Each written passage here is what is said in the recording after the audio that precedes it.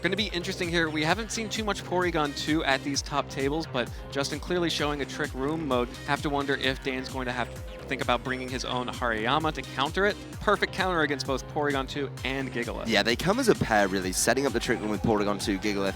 Hariyama's going to be able to do a number on those, but it can only hit one at once. It's not lucky enough to have a spread fighting move, which does a lot of damage, which would be fantastic. Maybe an Ultra Sun, Ultra Moon. if it gets the Komodo treatment, then it's going to be sign me up for that. But both these teams very interesting. Like to touch on the Gyarados-Marowak combination from Dane. You know, we talked about Marowak. That was the early days of the season. Bring your Gyarados, bring your Marowak. Keep your Gyarados safe with your Marowak. Keep it safe from, I don't know, Thunderbolts from Xurkitree. Well, we're going to have to see if that Marowak's going to be able to protect the Gyarados on Dane's side as we head into turn 1 here of our first match of one of our final Swiss Round 7 matches. Again, the winner of this best-of-3 set will be advancing to Day 2. The loser will be going home early. Tapu Koko and Celesteela, two of the most common Pokemon we've seen out for Dane, and Porygon 2 and Salamence for Justin. Well, there's a play on the field here for Justin that I really think could be very, very smart if he has it. Bring the Salamence, a slightly faster Pokemon, and we were talking about it before as well. Porygon 2 needs to set up Trick Room without Hariyama in play. I don't see a Hariyama on the field right now, Evan, do you? Nope. Definitely not. So if you want to set up Trick Room, now could be a great time to do it. You do have to be a little bit worried about the Celesteela, and we're going to see a Chansey come in nice and early. That's a Pokemon that really does not care about a potential Trick Room. Yeah, we've been having some pretty aggressive matches, but I think it's getting a little late. Time to slow it down a little bit. Chansey's going to keep it nice and low-key. Nice and chill, really hitting that beach theme. Yeah, keeping it really there. One of those Pokemon that heals up and causes a real nuisance for itself. We do now see all of Dane's team in turn 1, though. Yep, it's going to be the Marowak in the back, tanking this Flamethrower from Salamence quite handily. Not very effective at all. Porygon 2 going for the Shadow Ball, though. Justin making a bold play there, catching Marowak on the switch in with Shadow Ball.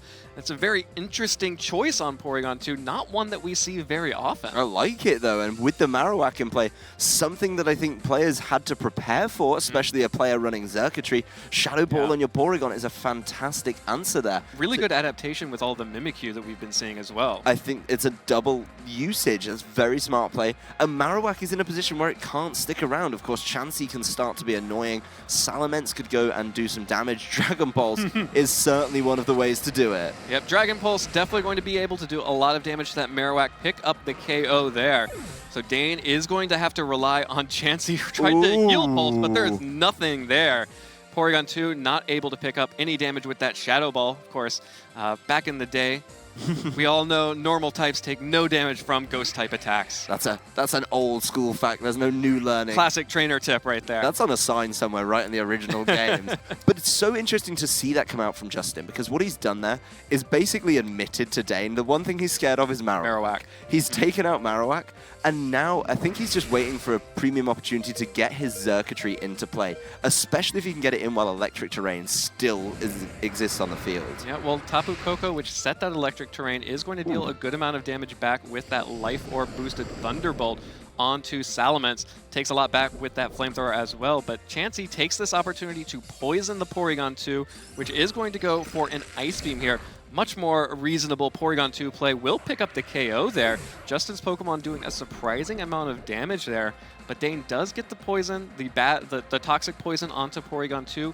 Maybe a little bit late, though. Not going to be able to build up those ticks. Yeah, the big thing I'm sort of concerned about from Dane's team selection here is his damaging Pokemon in the Marowak and the Tapu Koko have already been removed. Now, if there is a Xurkitree in the back, the two Pokemon that resist or have Lightning Rod to keep themselves safe are gone. So if he can just bring it in, maybe let Salamence get knocked out, he's still in a good position. I think that the Xurkitree is going to be absolutely essential, and no increasing tick damage from Toxic this time. All right, well, Xurkitree is the switch in here. If it gets in for free, does not get seeded or Toxic, may be able to start dishing out some damage there.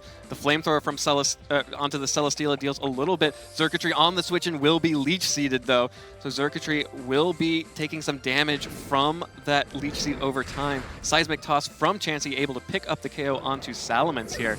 So now Xurkitree is exerting a lot of pressure onto the Celesteela and a little bit onto the Chansey, but you know, that Leech Seed will slowly whittle it down, and Chansey, the Chansey Blissey line is very well known for being able to tank those special hits very well. Yes, I think Justin may be letting his Salamence get taken out there, so he has the option to bring in a potential physical attacker.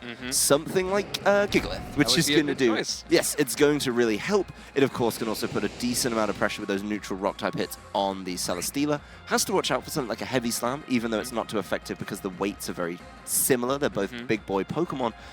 It's going to do not so much, but it's going to start wearing it down, you know, and also bringing that sand, the Sandstorm through Sandstream, helps out against the Chansey, forces a little more damage down on it. Xurkitree not being slowed down at all, though. Yeah, Xurkitree very fast, picks up the KO easily in that electric terrain with Thunderbolt, activates the Beast Boost, which will, of course, make it even scarier with that special attack boost. Chansey trying to get more damage off onto the Xurkitree, goes for the Toxic as well, but Chansey is going to have to survive both the Xurkitree that's been boosted and now this Gigalith that's also boosting itself. Yes, this Xurkitree is going to be putting a lot of pressure down, and I love the way that Justin's played this game. He's actually ignored the Chansey, and Dane hasn't got too much out of it. He's only just now getting things set up with it, and it really is, I think, too little too late. Chansey's about to get worn down. Yes, Xurkitree is also going to be getting worn down, but he only needs one turn to get a really big hit in. He isn't going to be able to capitalize off electric terrain anymore, but Chansey, facing down all of these Pokemon from Justin, is certainly going to struggle, and with this very, very slow play option from Dane, he never was in a position to execute it properly. Yeah, not in the best position if you let all of your damage go pretty quickly in the game. Both the Chansey and the Celesteela a little too slow if you bring both of them together. Chansey actually taking that boosted Thunderbolt quite well. No terrain limiting the damage output from Xurkitree. Gigalith will be taking the Toxic Poison here, but will actually go ahead and use the Continental Crush with that Curse Boost to try and knock this Chansey down. Yeah, knowing that Chansey isn't so good on the physical defense side of things, using a physical Z move, probably based off Stone Edge, so it does a lot of damage. The Curse is going to help it out as well. It's going to be doing really big amounts. The Thunderbolt there, just a nice little bit of information, I think, for Justin to take into Game 2. But the Continental Crush is enough to round out Game 1 for Justin. Absolutely. Justin taking that Game 1 in a pretty resounding fashion there. Really well played from Justin. Dane bringing both of his sort of stally wall Pokemon, left him without enough offense to fight back.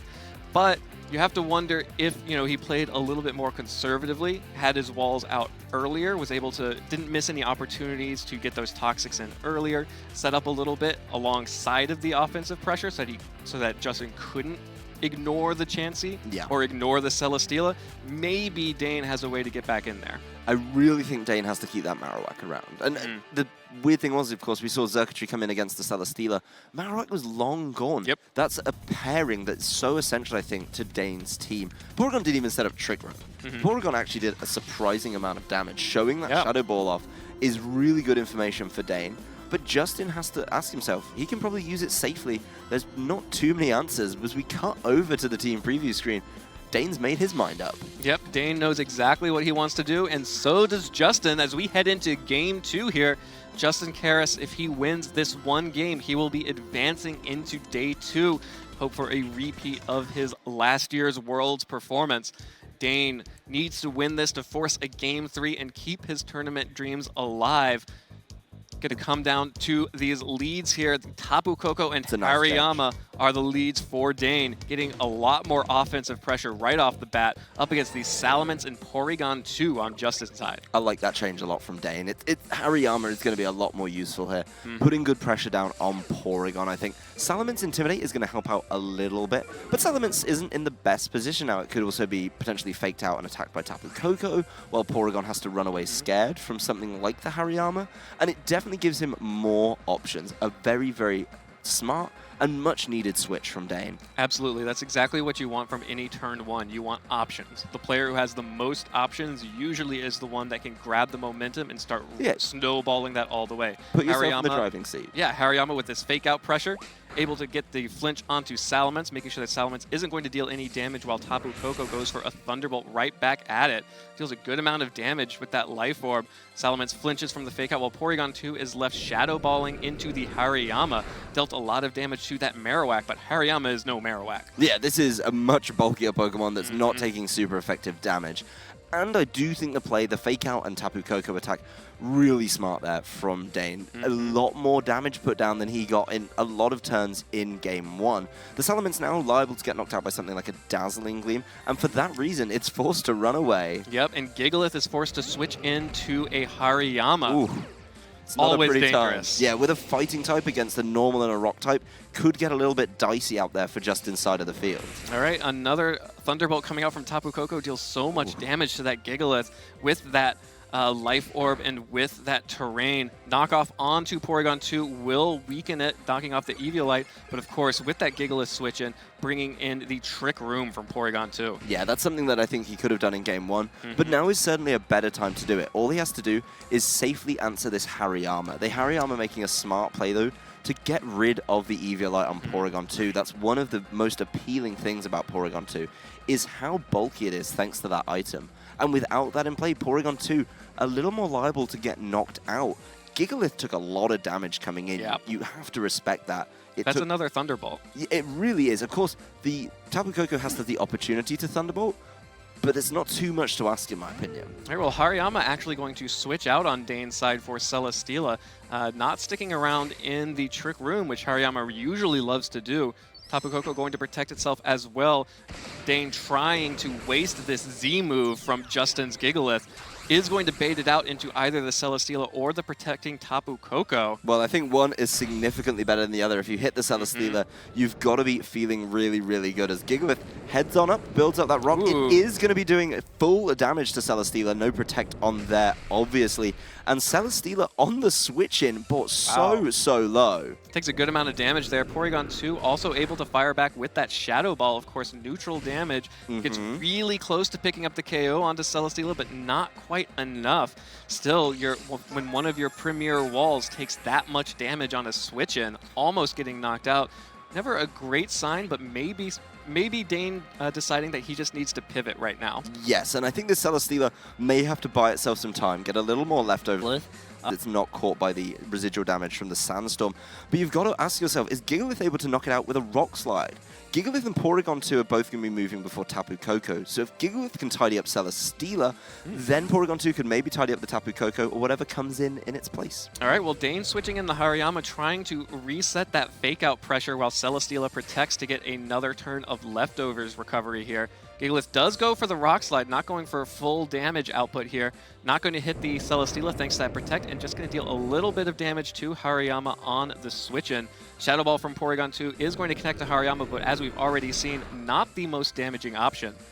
It's a pretty good move, though. He does go for what was the Tapu Koko slot, and he respects the Celesteela. Now that turn is kind of not available to him this time because of that smart switch-in from Dane. He's not able to make that same confident play with Rock Slide and an attack from Porygon 2 because of the threat of Fake Out, and he has to spend a little bit of time buying some time in the Trick Room. That's turns he wants to be attacking.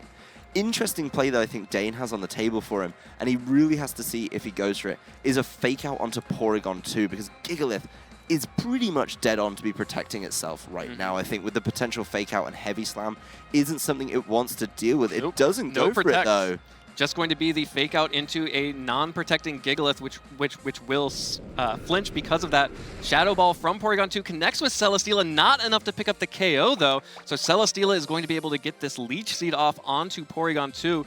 Going to get the Leech Seed plus leftovers recovery now to boost itself right back up to start trying to be a little bit more of a wall, but not opting for any damage, just trying to make sure that Celesteela can stick around for a few more turns. Well, getting even more recovery means these protecting turns are even more valuable for Celesteela. And after another set of all of this recovery, maybe that Rock Slide isn't going to be able to knock it out. No. By the time he's gone through the protects and things, the Trick Room's going to be out. Porygon 2 is going to have to try and set it back up. And trying to set up the Trick Room from Porygon 2 with a Hariyama on the field is a big ask. Absolutely. I think Gigalith has to accept Celesteela's going to be protecting this turn and go in on that Hariyama. Double down and just make sure you knock it out. Porygon 2 isn't in a comfortable position right now and may actually be forced to switch out to make sure Leech Seed isn't in play. Those switches are something Dane can punish, and that's how these bulky stall teams work. Well, Gigalith, if it decides to go on the offensive here, is going to have to rely probably on that Stone Edge to get the damage output. We've already seen the Curse and the Rock Slide.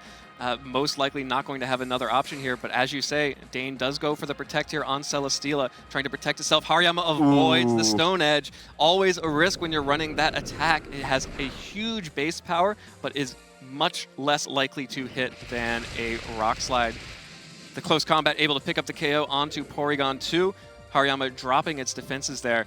And unfortunately, that Stone Miss just making sure that Hariyama is going to do what Dane wanted it to do. It doesn't get that nickname for no reason. Yeah. It is well known for missing. And a crucial turn like that, when Trick Room is about to end, losing your Porygon 2 is not what you wanted here. Celesteela doesn't have its Leech Seed anymore, which is kind of a good thing. And Trick Room ending could be really good for Justin. Seeing the Xurkitree means maybe that turn was kind of, he was either going to win it with a Stone Edge knockout, or he was going to have Trick Room end and Xurkitree come in for free. With Celesteela this low, with Hariyama pretty low as well, Xurkitree could start picking up knockouts and get the Beast Boosts rolling. Unless there's Marowak in the back. Yeah, that is a problem. That is something that he needs to be aware of. But this is game 2, not game 1, so Justin has not been able to take care of that threat, so Xurkitree is still a little bit exposed here. Yes, and the Hariyama switch out could be what you wanted to see, Evan. Yep, absolutely the Marowak switch into the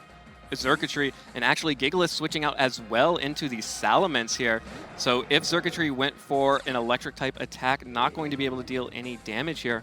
Instead, looks like the Intimidate just going to drop the Marowak and the Celesteela, and Xurkitree shows off a substitute, going to try and protect itself from any attacks from the Celesteela and Marowak. Dane, of course, unfortunately for Justin, though, decides to seed that Salamence, which will mean that Celesteela is going to continue to heal right back up. Yes, and I think this is a really interesting play from Justin, purely because he gets a substitute up. And as you mentioned before the turn, he has to worry about Marowak, and on a turn where he could see it switch in, he decides to set up a substitute on Xurkitree. I really enjoy that play from Justin, because it now means his Xurkitree is in a slightly better position.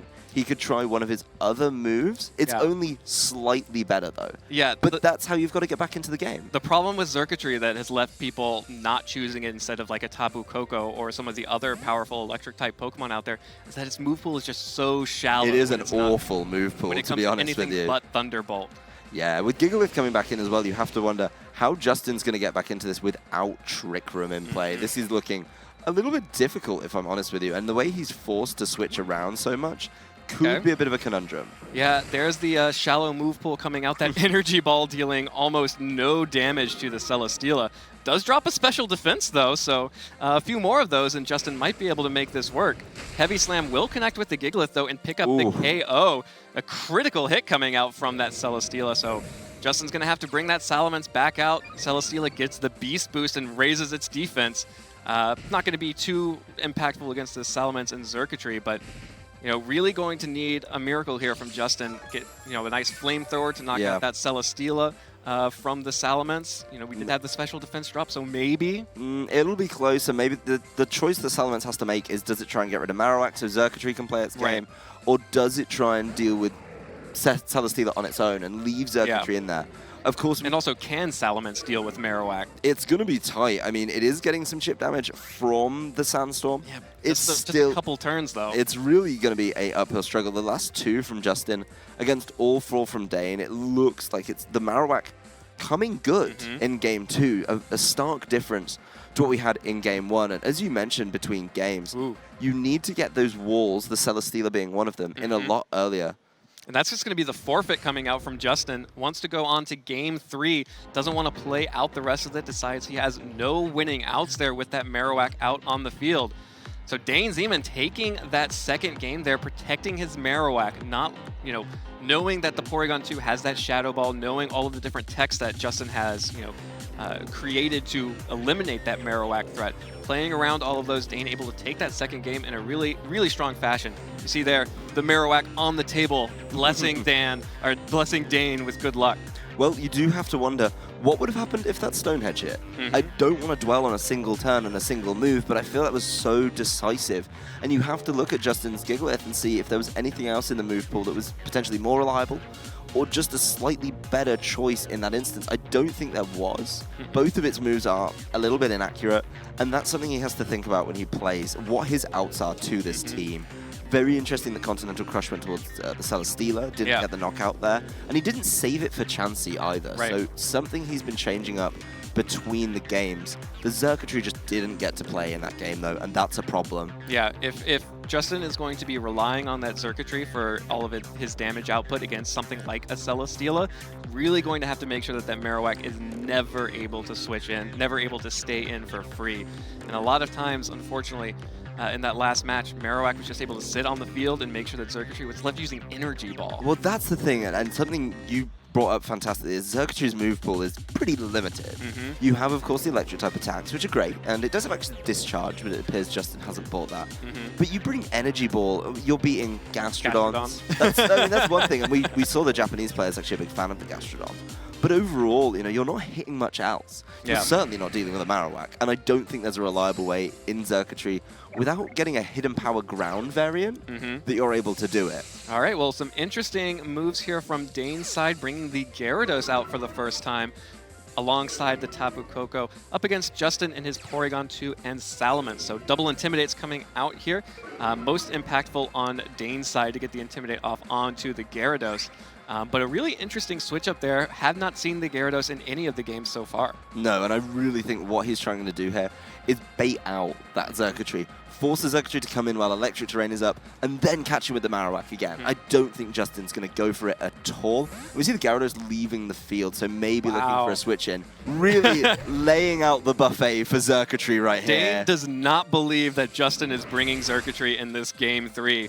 Thunderbolt coming out from Tapu Koko paralyzes the Salamence. It's its own little Stokes Spark Surfer on Tapu Koko's side. Salamence able to get the Dragon Pulse off, but into the Celesteela, which will handily resist that attack. Going to be up to Porygon 2 to make something happen for Justin. Will get the Trick Room up, so maybe that paralysis was actually a double-edged sword. This paralysis could actually pay off. If the Salamence is now moving after Celesteela, it's going to be able to Flamethrower it before it does anything any turn. And it may be able to get a little bit of damage down on Tapu Koko as well. Maybe we see the Porygon 2 and Salamence, as we saw in the previous games. Justin doesn't like that Tapu Koko, and he tries to deal with it as early as possible. So something like a Shadow Ball, if that goes in, if the Marowak switching comes in, that could be great if he does have Xurkitree. As you mentioned, though, the Celesteela and the Gyarados... Dane is calling the bluff. He's really offering up the perfect setting. He's given him Electric Terrain. He's given him Gyarados and Celesteela. He wants to see that Xurkitree because of this Marowak. Yeah, Dane is going to bring in the Marowak while Celesteela protects. May be dangerous if that Marowak is left open to an attack like this Shadow Ball from Porygon 2 on the switch-in. Justin catching the Marowak with that Shadow Ball, drops the special defense as well. Salamence with the Flamethrower also connects with the Marowak with that special defense drop. That's going to deal a little bit more than it would before. Put it in range for another Porygon 2 Shadow Ball. So this is looking a lot more like Game 1. Dane playing a little bit more reckless with that Marowak and taking free damage on the switch-in. I was actually about to say, it feels so reminiscent of Game 1, where the Marowak comes in and takes a Shadow Ball to the face. There's no way around that. And a very smart play from Justin. I have to question Dane. Bringing in a Marowak when he knew about Shadow Ball may be a little bit risky, and if he's forced to protect or switch it, again, he's going to be punished by damage. Yeah, have to be wondering what he was worried about with that Tapu Koko. It getting knocked out? Yeah, getting that Tapu Koko knocked out when Marowak seems like a higher priority Pokemon on his side. It really is, I think. Porygon 2 is going to Shadow Ball the Marowak slot again, but it is the Gyarados now, getting another special defense drop. Salamence gets fully paralyzed this turn, so will not be able to make an attack here. Celesteela will connect with a Heavy Slam onto the Salamence, though, to pick up a lot of damage, but Salamence just barely hanging on there. So Celesteela, with that leftovers healing back up, did some good damage back to that Salamence, and Gyarados is now in the switch-in. Well, Salamence is a very interesting conundrum here. Because it did get paralyzed that turn, took a lot of damage, but it stuck around, and that's important. We also saw it move, obviously, before the Celesteela. We knew about that. And with this special defense drop on Gyarados, I really don't think, outside of protecting, there's a particularly safe play for that slot. Yeah. Well, it is going to be a Gigalith switch in for the Porygon 2 on Justin's side. Wants to use these Trick Room turns while he still has them. Dane has to protect with the Gyarados now after that special defense drop, while Salamence goes straight for a Dragon Pulse into that protect. Celesteela continuing just to fire off these heavy slams, though, will finally pick up the KO onto Salamence. Yeah, I really don't think losing the Salamence is the biggest deal there. You know, we've seen all four of Dane's Pokemon, and overall, they're not the real things that Salamence wants to deal with, particularly in this meta game. We are going to see Gigalith come in towards the end of a Trick Room, and now Porygon, with no Hariyama on the field, is in a good position to basically, if it needs to, set up Trick Room again. Nah, Xurkitree alongside the Gigalith here. Well, that's the play. Here's the interesting thing. While this turn of Trick Room is in play, Gigalith will be moving first. Yep. Now, we do know the Marowak has already taken a good amount of damage, and if Gigalith just covers either slot with a Rock Slide, that's going to be really, really nasty to see. Yep, well, Celesteela is going to protect. So is the Gyarados. So Dane's just going for a double protector, trying to stall out the Trick Room. Gigalith just went for a Stone Edge, actually, while Xurkitree sets up a substitute to punish the double protect there. And this time, with Marowak being damaged heavily after that switch in, that substitute has a lot more value than what it was in Game 2. Yes, it's not facing off against a full health Marowak in this case, so he may be able to start wearing it down. This Gigalith, though, is probably needing Trick Room to do some work here. Yep. You have to look at the Pokemon on Dane's side of the field and say they both counter Gigalith. I think Heavy Slam isn't going to be doing too much, but still significant damage. And something like a Waterfall out of Gyarados is going to be really troublesome for Gigalith here. And Celesteela even got the defense boost off of that the Beast boost, so not as afraid of Gigalith's Continental Crush. Not at all, and Celesteela's going to have to be dealt with by this Xurkitree, and I don't think this is going to be the turn for it. What the Gigalith goes for here is so, so important. Oh, it's nothing. The Gigalith goes for nothing. It switches out for Porygon 2 instead. Dane gets Marowak in for free.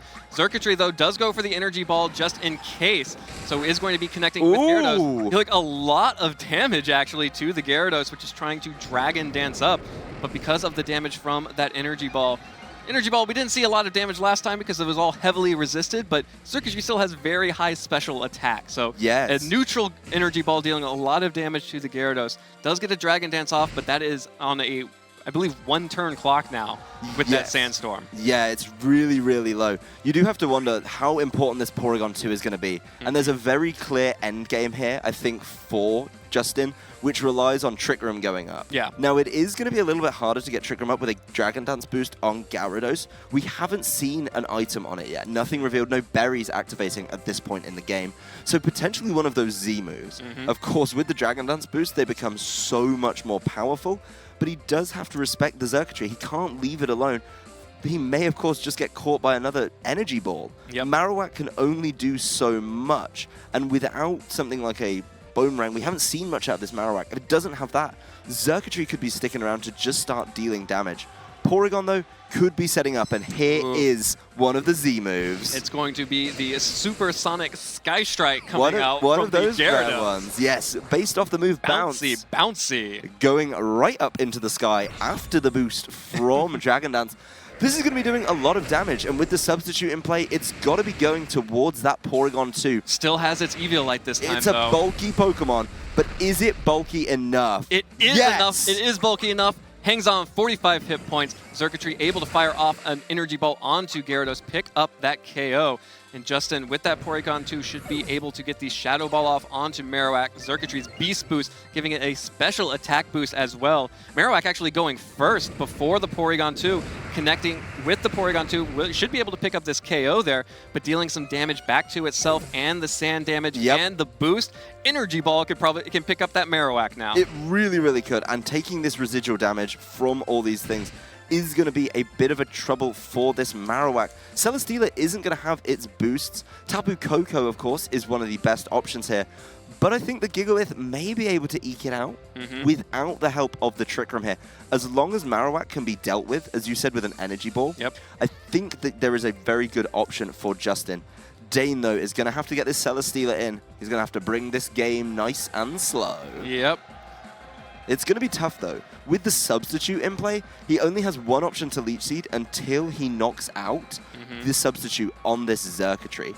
That's something he's going to have to be worried about. Marowak probably can't do it because it might get knocked out by Energy Ball beforehand. Yep. Marowak has to protect or switch out or anything else. It has to keep itself safe. Yeah. It's Tapu Koko coming in, so he's putting all the Celesteela pressure towards the end, maybe trying to leave it in a 1v1, knock out this substitute with the Tapu Koko, for example. Yep. I still like his position, though. With no defense boost on Celesteela, Gigalith hasn't used Continental Crush this game, so Xurkitree could maybe focus on the Marowak, or at least that slot. Gigalith can then focus on the Tapu Koko, and then you're left in a 2v1 with Xurkitree. Yeah. There's a lot of options, and the onus is on Dane to protect the right Pokemon. Absolutely. Dane is opting to protect the Marowak for the Celesteela. Marowak out, Celesteela in, switching in front of a Xurkitree. But it's not actually in front of a Xurkitree, as Tapu Koko shows the Volt Switch, will switch back, return to Dane, and will be able to switch in the Marowak again, but on the other side. It's a rotating door of Pokemon. I was going to go with Benny Hill. That's also a good one. Get your little saxophones out. The Xurkitree doesn't fall for it, though. The Xurkitree going for the Energy Ball. But into the Celesteela. Not a big deal, depending on what this Gigalith has gone for. It's the Continental Crush. It's probably heading towards that Marowak. You might call it overkill, but getting rid of it is so important, especially because you're getting rid of it while Substitute is still in play for this Xurkitree. All right, well, the Continental Crush from the Gigalith coming out. Is onto the Marowak, going to just squish it. No more Lightning Rod. Marowak, with Overkill, has been removed from play. Cry every time. Sad reaction. We do. I think this is a great position for Justin, though. And with the switching not protecting, yes, he kept things safe, but not safe enough. Yeah. Dane has the Tapu Koko still in the back up against this Xurkitree and Gigalith.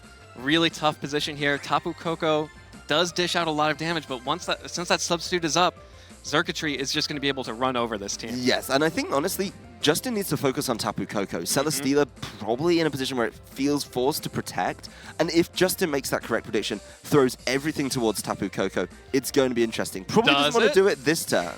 Tapu Koko is protecting itself this turn. Gigalith also protecting, so just Xurkitree attacking this turn. Xurkitree does go for the Thunderbolt into the Protect. Celesteela able to get the Flamethrower off onto the Xurkitree, will break the substitute. That's a really big Protect on Tapu Koko. Absolutely. A very smart play from Dane to call that he was going to predict a Protect on Celesteela and go for it. If he'd have just Thunderbolted Celesteela in Electric Terrain, we could be facing a different game. And you have to wonder, there's one question that's important here. Can Tapu Koko knock out Xurkitree comfortably from this range? Life Orb in terrain. But if it does that, will Gigalith be able to fight back? That's so important. Gigalith has lost its Continental Crush.